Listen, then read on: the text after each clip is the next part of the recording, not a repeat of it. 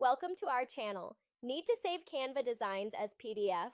Follow these simple steps to export your creations in professional PDF format.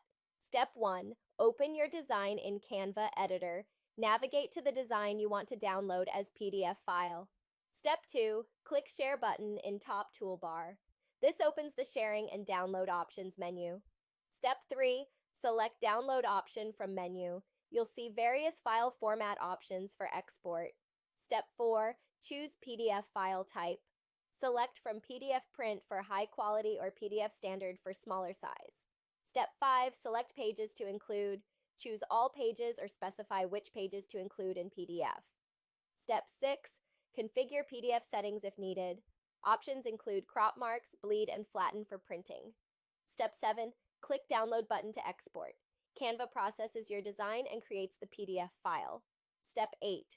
Save PDF to desired location. Choose where to save the file on your computer or device. Don't forget to like this video and subscribe to our channel.